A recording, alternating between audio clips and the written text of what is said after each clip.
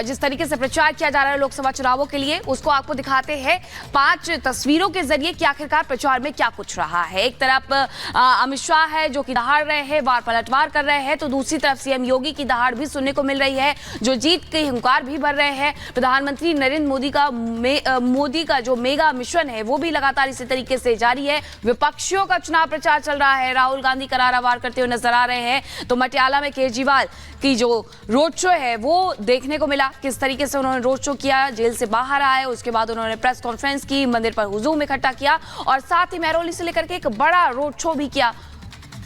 और ये इसी के साथ एक और अहम जानकारी आपको देते हैं कि बद्रीनाथ धाम के कपाट खुल गए हैं, जिसका भक्तों को इंतजार था। 12 मई की तारीख बताई गई थी, इंतजार खत्म हो गया है। तस्वीरें सामने आ गई हैं। दर्शन के लिए हजारों की संख्या में श्रद्धालु पहुंचे। इससे 2 दिन पहले केदारनाथ धाम, यमुनोत्री और गंगोत्री के कपाट भी खुले थे। देखिए, कपाट अब खुल चुके हैं। पूजा करने के लिए जो पंडा है वो अंदर जा चुके हैं, लेकिन श्रद्धालु भी यहाँ पर मौजूद हैं जो दर्शन करना चाहते हैं। अगर पिछली बार की बात करें तो रिकॉर्ड तोड़ श्रद्धालुओं ने 4 धाम यात्रा की थी उत्तराखंड की, और एक बार फिर से पहाड़ों में बद्रीनाथ की जय जयकार होते हुए लाखों की संख्या में श्रद्धालु यहाँ पर पहुंचेंगे।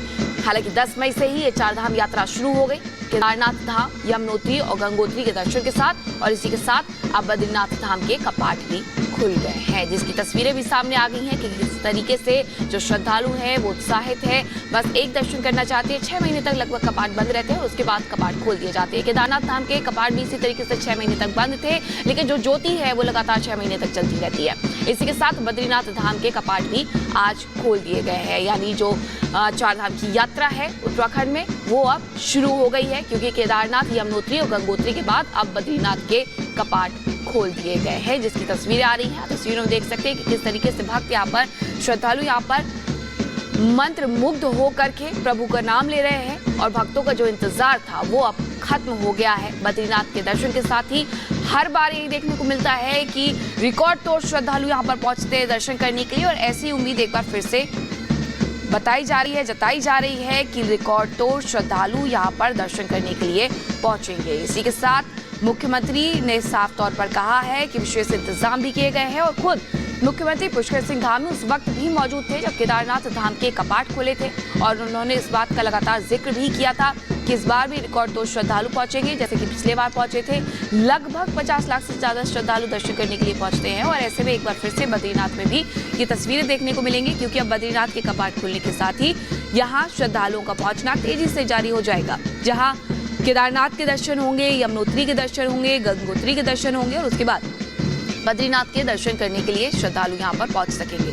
देखिए, कपाट खोल दिए गए हैं और इसी के साथ पूजा पाठ शुरू हो गया है, और भक्तों की कतारें भी लगनी शुरू हो गई हैं कि जैसे ही कपाट खुले बद्रीनाथ की पूजा अर्चना हो, और उस पूजा अर्चना के बाद तुरंत से जाकर के वो दर्शन कर सके। और यही वजह है कि पहले से ही श्रद्धालुओं ने केदारनाथ से अपनी यात्रा को शुरू कर दिया है। केदारनाथ में जमावड़ा शुरू हो गया था, क्योंकि केदारनाथ में लंबी कतार देखने को मिली थी जिस दिन कपाट खुले थे, कि किस तरीके से श्रद्धालु वहाँ लंबी कतारों में खड़े होकर के दर्शन करना चाह रहे थे, और इसी के साथ फिर बद्रीनाथ और यमुनोत्री, गंगोत्री के दर्शन करके 4 धाम की अपनी यात्रा को पूरा करेंगे।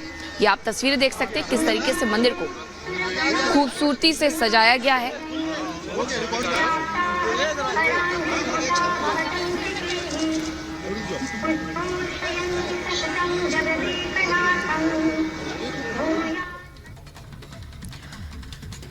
और चलिए अब बात करते हैं चुनावों की, जहां प्रधानमंत्री नरेंद्र मोदी का मेगा रोड शो होने वाला है, और इसी के साथ साथ लगातार जनसभा का दौर भी देखने को मिल रहा है। पश्चिम बंगाल हो या फिर बिहार हो, हर जगह आज पीएम की बहार रहने वाली है। जहां आपको बताएं कि सिर्फ बंगाल में ही 4 जगहों पर वो जनसभा को संबोधित करने वाले हैं। पटना में पीएम मोदी रोड शो करने वाले हैं, और पीएम मोदी ऐसे प्रधानमंत्री हैं जो पटना में रोड शो करेंगे। ये नई बात है कि प्रधानमंत्री नरेंद्र मोदी पटना में रोड शो करेंगे, और साथ ही इसी के साथ 4 जगहों पर विशाल जनसभाओं को भी संबोधित करते हुए नजर आएंगे।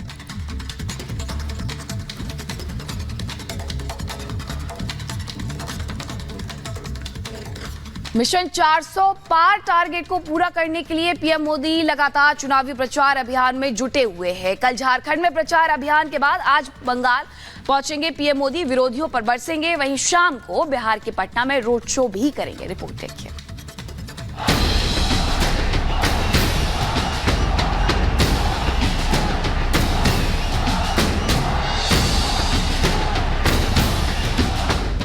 बीजेपी के सुपरस्टार प्रचारक प्रधानमंत्री नरेंद्र मोदी का प्रचार कारवां आज बिहार की राजधानी पटना में है। मोदी की जीत वाली गारंटी और 400 वाला टारगेट उत्तर प्रदेश के बाद अगर अचीव होना है तो उसके लिए बिहार सबसे बड़ा पड़ाव है। मोदी अपने मिशन 400 पार के तहत ताबड़तोड़ दौरे कर रहे हैं। शनिवार को झारखंड में जनता से जीत का आशीर्वाद मांगने के बाद पीएम आज बिहार की राजधानी पटना में होंगे। मोदी ऐसे पहले प्रधानमंत्री हैं जो आज पटना में रोड शो करेंगे। हालांकि पटना में रोड शो से पहले पीएम मोदी दीदी के गढ़ यानी पश्चिम बंगाल में भी जनसभा करेंगे। सुबह में बंगाल के बैरकपुर में जनसभा है। दोपहर में हुगली और आरामबाग जनता के बीच होंगे। शाम को करीब 4 बजे हावड़ा में चुनावी जनसभा करेंगे। इसके बाद पीएम मोदी शाम 7 बजे पटना में रोड शो करेंगे। 5वें चरण से पहले तूफानी प्रचार का आज कारवां काफी अहम है, क्योंकि पीएम का पड़ाव पश्चिम बंगाल और बिहार है। हालांकि इससे पहले शनिवार को पीएम मोदी झारखंड में थे, जहां जनसभा में भारी संख्या में जनता की भीड़ नजर आई। 4 जून के नतीजे क्या होंगे, ये चतरा की धरती पर से आपको दिखाई देगा।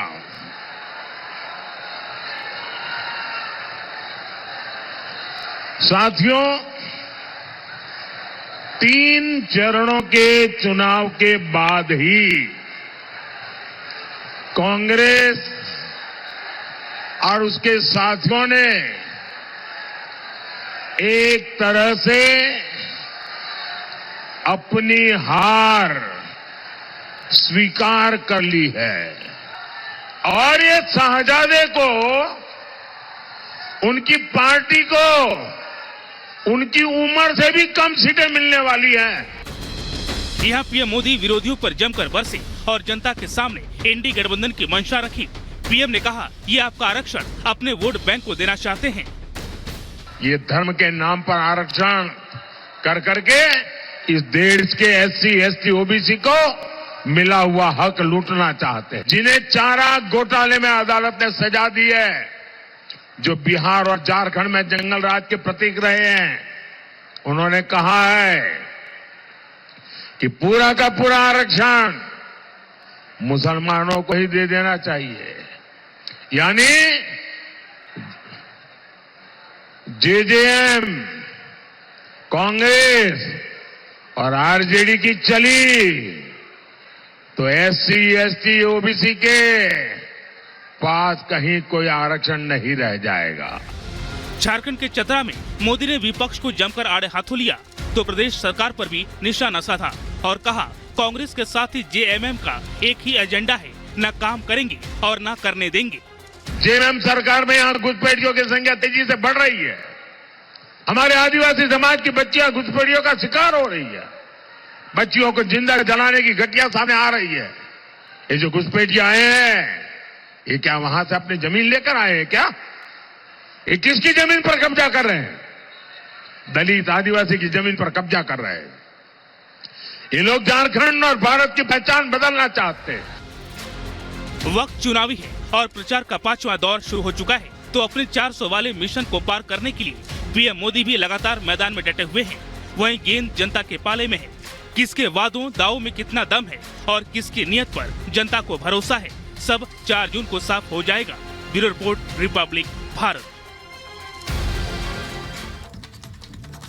तो देखिए, चौथे चरण के लिए जो मतदान है वो कल होना है और इसी के साथ जो 5वें चरण का प्रचार है वो शुरू हो गया है। आज कौन कौन से दिग्गज कहां कहां रहने वाले हैं चुनावी प्रचार के लिए, इस 1 मिनट की रिपोर्ट में देखिए। भीषण गर्मी और चिलचिलाती धूप के बीच चुनाव प्रचार का 5वां दौर शुरू हो चुका है और हर बड़े दिन के साथ सियासी पारा भी चढ़ता दिख रहा है। आज की बात करें तो गृह मंत्री अमित शाह यूपी के दौरे पर रहेंगे।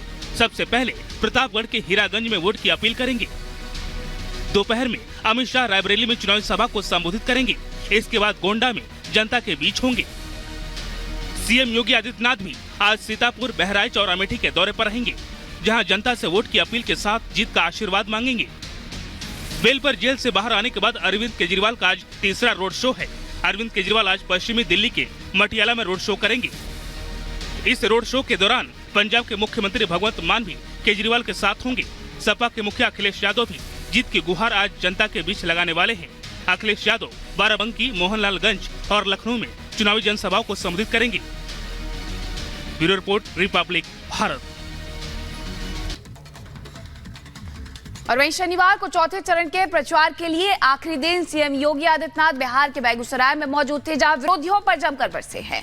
कांग्रेस और आरजेडी को उन्होंने आड़े हाथों लिया है और वहीं जनता को मजबूत सरकार के मायने भी समझाए हैं। इस रिपोर्ट में देखिए क्या कहा उन्होंने बेगूसराय में।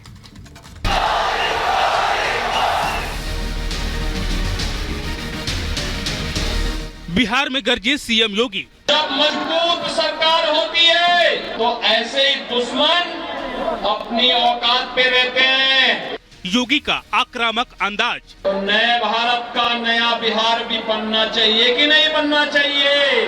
अब की बार 400 पार। फिर एक बार, फिर एक बार, अब की बार। लोकसभा चुनाव 2024 के चौथे चरण का प्रचार अभियान थम चुका है, लेकिन चौथे चरण के प्रचार अभियान के आखिरी दिन सीएम योगी बिहार के बेगूसराय में जमकर गरजे और जनता को संबोधित कर बताया कि मजबूत सरकार होती है तो किस तरह दुश्मन औकात में रहते हैं।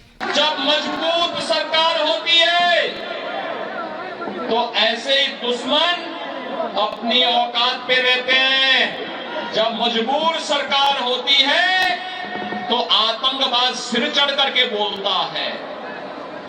आज मोदी जी के नेतृत्व में एक मजबूत सरकार है। उस सरकार ने सुरक्षा भी दिया है, सम्मान भी दिया है, विकास भी कराया है, गरीब कल्याणकारी योजनाओं का लाभ भी दिलाया है और आपकी आस्था को भी सम्मान दिलाया है। अयोध्या में प्रभु रामलला फिर से विराजमान हो गए हैं। काशी में आप जाएंगे तो काशी में काशी विश्वनाथ धाम का दर्शन आपको फिर नए रूप में देखने को मिलेगा। यहाँ सीएम योगी कांग्रेस और लालू यादव पर जमकर बरसे और कहा, इनकी राज में देश में आतंकवाद की घटना होती थी तो सरकार कार्रवाई के बदले कहती थी कि आतंकवाद सीमा पार से है, लेकिन आज एक पटाखा फूटने पर पाकिस्तान को सफाई देनी पड़ती है। आज सीमा पार से आतंकवाद नहीं, आज तो कोई जोर से पटाखा भी फट जाए ना तो पाकिस्तान सबसे पहले सफाई देता कि मेरा हाथ नहीं है। जब मजबूत सरकार होती है तो ऐसे ही दुश्मन अपनी औकात पे रहते हैं। योगी ने कहा, बिहार ही नहीं लालू और कांग्रेस के नेतृत्व में देश में अराजकता चरम पर थी।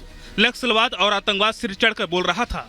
आज जब भारत विकसित बन रहा है तो लालू यादव लालटेन राज में ले जाना चाहते हैं। बहनों और भाइयों, रेलवे का हो, हाईवे का हो या फिर हर घर नल की योजना जैसी योजनाओं के माध्यम से गरीब कल्याणकारी योजनाओं के रूप में आज भारतीय जनता पार्टी और एनडीए की सरकार मोदी जी के नेतृत्व में एक नए भारत का दर्शन करा रही है।